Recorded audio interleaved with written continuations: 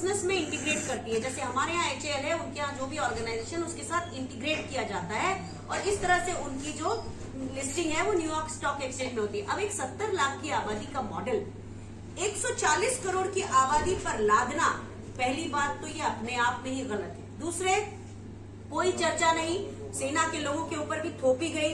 Air force और Indian navy ने तो साफ कहा कि ये हमारे लिए बोल्ट फ्रॉम द ब्लू है। हमें समझ ही नहीं आ रहा है कि हमारी जैसी टेक्नोलॉजिकल इंटेंसिव सर्विसेज के साथ ऐसा क्यों हुआ। लेकिन तीनों चीफ को मोहरा बनाकर सामने खड़े होकर पत्रकारों के सामने ये कहलवाया गया कि ये योजना अच्छी है। अभी ही 15 दिन पहले मैं एक एयर मार्शल साहब से मिली थी और वो सिर पकड़े बैठे हुए थे। वो ये कह रहे थे कि हमको समझ में नहीं आ रहा है अग्निपथ के अग्निवीरों का क्या करें, ना तो हम इनको लंबे समय के किसी प्रोजेक्ट में डाल सकते हैं और वैसे भी एक सैनिक को बनाने में कम से कम 7 से 8 साल का समय लगता है जब वो पक्का सैनिक होता है। और यहाँ तो 6 महीने की ट्रेनिंग में उसे थोड़ी बहुत ट्रेनिंग करके बाहर निकाल दिया जाएगा। एक और घटना आपके सामने बताना चाहती हूँ। जापान के जो प्रधानमंत्री थे शिंजो आबे, उनकी हत्या करने वाला भी ऐसा ही एक अग्निवीर था जिसको कम से कम हथियार चलाने की ट्रेनिंग दी गई थी। तो इस तरह से अगर सरकार इंटीग्रेट तो कर नहीं सकती अपने साथ बिजनेस में, लेकिन इस तरह से हथियार चलाते हुए लोगों को एक सभ्य समाज में छोड़ देना दो तरफा गड़बड़ करता है। पहली तो ये कि युवा है, 23 साल की उम्र में उसे निकाल दिया गया, 10 लाख रुपए लेके निकल आया। उसके बाद वो क्या करे, 10 लाख कब तक चलेंगे उसके।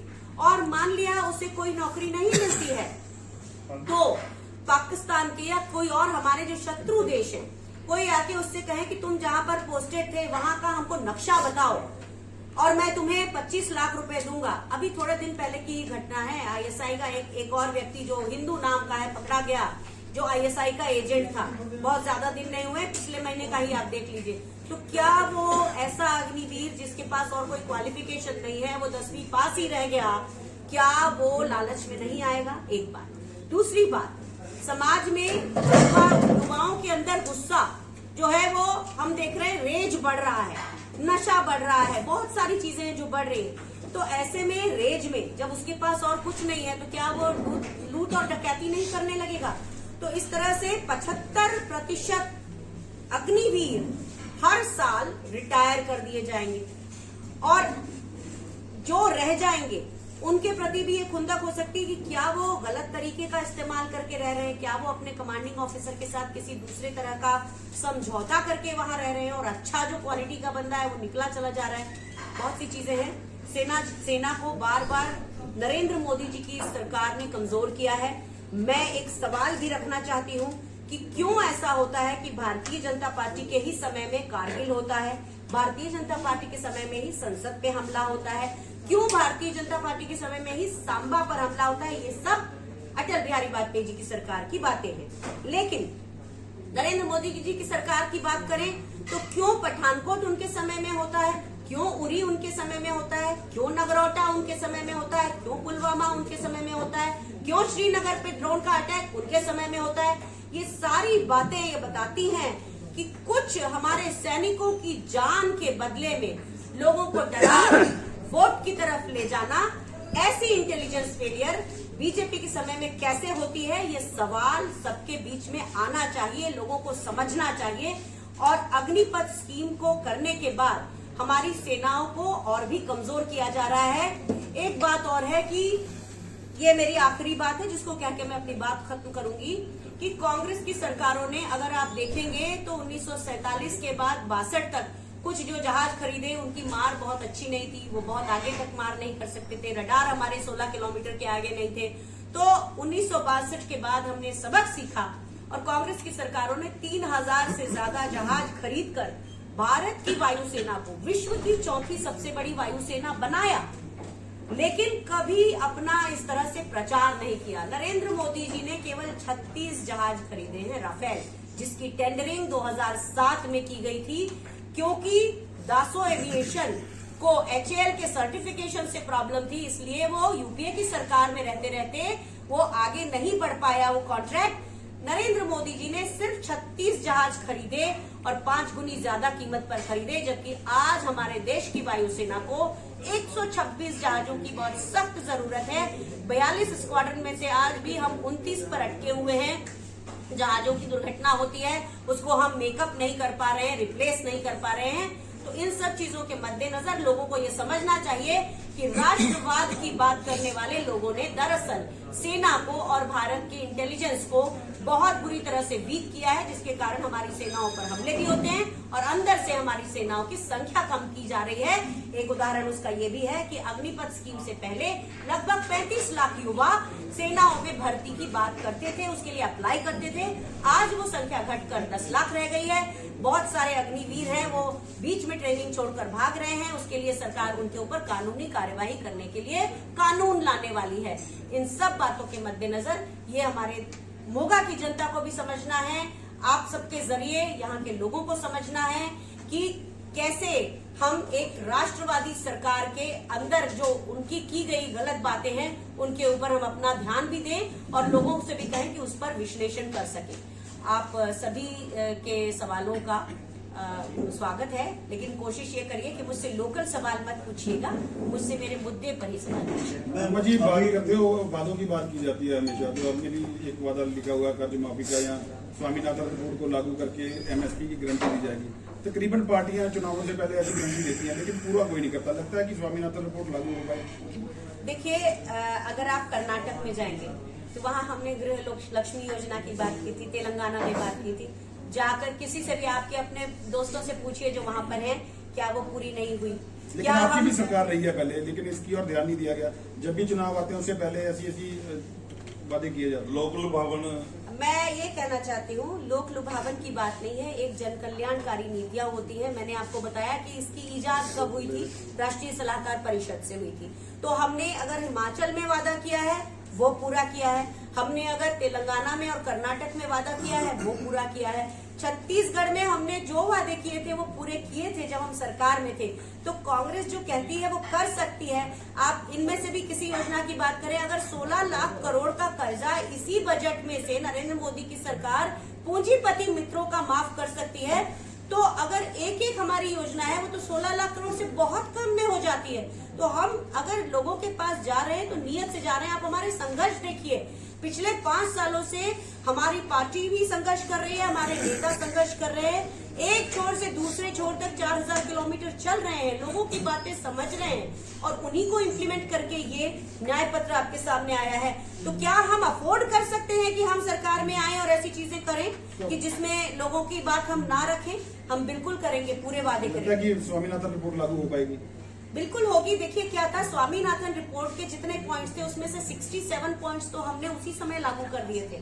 MSP के ऊपर जब भी लोकतंत्रात्मक तरीके से कोई काम होता है तो वो चर्चा करके होता है, और चर्चा करके होता है तो थोड़ा सा लेट होता है, और उसी कारण से हम उस समय लागू नहीं कर पाए। जो हमारे 67 के बाद के जो 25-26 पॉइंट्स बचते हैं हम उस सभी पर काम करेंगे, इसके लिए निश्चिंत रहिएगा। तो कर्जा माफी की बात कर रहे हो, आम लोग कहते हैं कि कर्जा माफी की बात होती है तो किसानों की होती है या पूंजीपतियों की होती है। जो छोटे दुकानदार है, अगर उनका कर्जे माफी की बात आती है तो उनकी प्रॉपर्टी ग्रुप हो जाती है। तो ये पार्शियलिटी क्यों है? ऐसी कोई पार्शियलिटी नहीं। अभी तो हमारी सरकार नहीं है पिछले 10 सालों से, लेकिन आपको राजीव गांधी जी के समय का एक किस्सा बताती हूँ। एक मुझे व्यक्ति मिला, एक ऐसे जगह पे वो असिस्टेंट डायरेक्टर या कुछ है, जो ऐसी एजेंसीज हैं जो छापामारी करती हैं, उनमें से किसी में से एक है।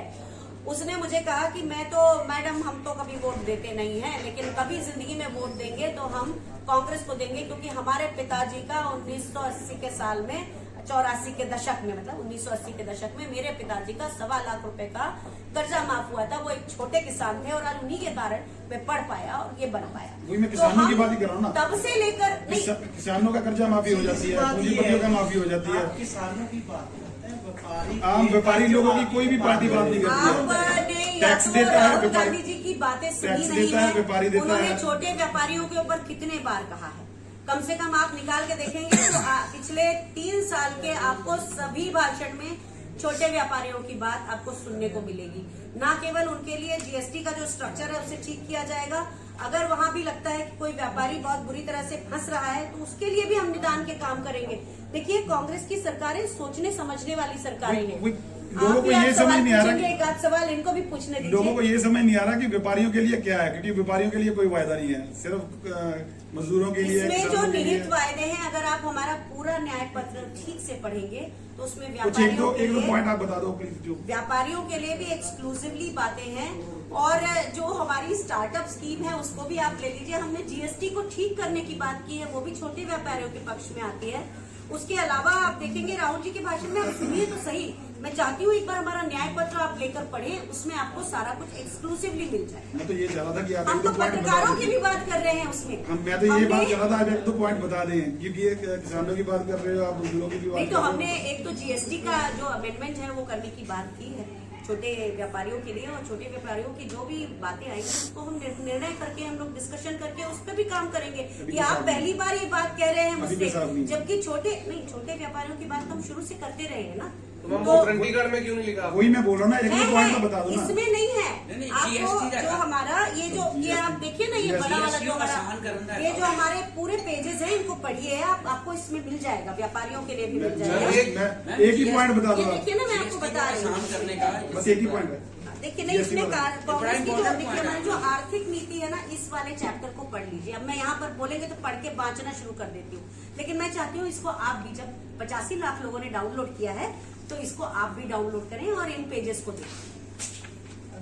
उन्होंने जो हम रेड करते थे पहले, उसका नाम उन्होंने सर्जिकल स्ट्राइक कर दिया। तो सर्जिकल स्ट्राइक उसमें कोई प्रॉब्लम नहीं है, लेकिन हमारे सेना के चीफ ने क्या कहा कि हमें एक टारगेट दिया था, हमने वहां बम गिरा दिया, कितने लोग मरे हमें नहीं मालूम, लेकिन अमित शाह जी शुरू हो गए, 250 मर गए, 300 मर गए, आतंकवादी मर गए, किसको मालूम? जब सेना का चीफ हमारा, जो कि आपके पंजाब से ही आते हैं, उन्होंने साफ, उनका बढ़िया बयान क्या है, हमें टारगेट दिया था। और मैं तो इसलिए भी बहुत गौरवान्वित हूँ कि टारगेट पर जाके उन्होंने मारा, क्योंकि मैं मिराज 2000 स्क्वाड्रन के एक स्क्वाड्रन की पहली महिला अधिकारी हूँ, लॉजिस्टिक्स अधिकारी हूँ स्क्वाड्रन की। मेरे लिए तो बड़ी गर्व की बात है, लेकिन मेरे लिए उतनी ही गर्व की बात सफेद सागर ऑपरेशन भी है, जो कि कारगिल के समय हुआ था, जहां पर निशाना मारने को कहा जाता है, मिराजेज वहां मारते। ये एक अलग बात है, लेकिन उसका चुनावी इस्तेमाल, कितने लोग मर गए ये बताना, ये सब गलत बात है, ये गलत बयान नहीं है। तो ये किसानों का और ये लेकर जो क्वेश्चन किया था, वो भी तो चुनावी एक इस्तेमाल कर रहे हो आप हम किसानों के हम लिए। कोई चुनावी इस्तेमाल नहीं कर रहे हैं। अगर अच्छा एक बात बताइए कि कांग्रेस ये न्याय ना लेकर आए और कांग्रेस कोई बात ना करे और नरेंद्र मोदी जी की ही सरकार चलती रहे और कल को आप भी जेल में पाए जाओ, आपकी आवाज उठाने के लिए विपक्ष तो चाहिए। अगर हम ये सारी नीतियां लेकर आए हैं तो ये लोगों के फायदे की नीतियां है ना, इसमें कोई पूंजीपति का फायदा तो नहीं हो रहा है। मैम पंजाब को छोड़कर बाकी सब जगह पे आपके पास जो है, तो एक राहुल गांधी की वीडियो भी शायद आपने भी सुनी होगी, वायरल हुई होगी कि मैं आपको वोट डालूंगा और केजरीवाल कांग्रेस को वोट डालूंगा। आपने भी दिल्ली में सुनी है ना आपने? तो क्या लगता नहीं कि पंजाब में आपका टाई अप हो? इसमें कोई बुराई मुझे नहीं नजर आती, क्योंकि देखिए आम आदमी, आप लोग बहुत ज्यादा क्रांतिकारी हो ना, आप लोग क्या है बदलाव के लिए, आपकी बात है, मैं बोल रही हूँ ना, आगे की बात तो बोलने दीजिए, आपकी बात में बात है, आपकी ही बात कर रही हूँ कि आप लोग इतने क्रांतिकारी हो। जैसे मेरे लिए यहाँ पर लिखा है, लिखकर, मैं आम आदमी पार्टी की नहीं, मैं इस बार बीजेपी को रेफरेंस करके बात कर रही हूँ। मेरे लिए यहाँ किसी ने लिखा है पोटेशियम साइनाइड है, लिखा है, तो मैं उसको टेस्ट नहीं करूँगी। यहाँ पर लोग वही कहना चाहती हूँ कि बीजेपी जिस तरह का जहर फैलाती है, आपको पहले से पता है, तो आपको उनका सामना करना है। अब आम आदमी पार्टी कहती है कि वो लोकतंत्र में बिलीव करती है, हम भी लोकतंत्र के साथ हैं, हम संविधान के साथ हैं, वो संविधान के साथ है, और संविधान में ही है और लोकतंत्र में ही है कि कोई भी चुनाव लड़ सकता है, वहां तक ठीक। लेकिन ये लोगों को समझना पड़ेगा कि बीजेपी से नेशनल लेवल पे कौन लोहा ले सकता है। लोहा गढ़जी भी ले सकते हैं, लेकिन लोहा कौन ले सकता है ये आपको देखना है कि बीजेपी को कौन कर सकता है। तो इसीलिए मेरा ये कहना है कि लड़े, जो संविधान में आस्था रखते हैं वो लड़े, हम कहाँ मना करते हैं, हम थोड़ी दबंग नहीं इसका चलाते। मतलब मैम ये है, जो कांग्रेस छोड़ के बीजेपी में शामिल हो रहे हैं, वो लोहा लेने वाली कांग्रेस ही नहीं है। नेचुरली नहीं है, जिधर धारा बह रही आप है। कह रहे हो ना ये नहीं है ना? मैं कह रही हूँ ना। लोग कैसे यकीन करें ऐसे लीडरों पर, नेताओं देखिए पर? एक बहुत अच्छी बात आपको बताती हूँ और आप अपने दिल से पूछिएगा ये बात, ना तो मेरा कार्यकर्ता कहीं गया, मेरा मतलब कांग्रेस का, और ना हमारा वोटर कहीं गया। धारा के साथ मरी हुई मछलियां बहती हैं, जो मरी मछलियां नहीं होंगी वो बह गई। वैसे ये तो बात से बचता है कांग्रेस में जो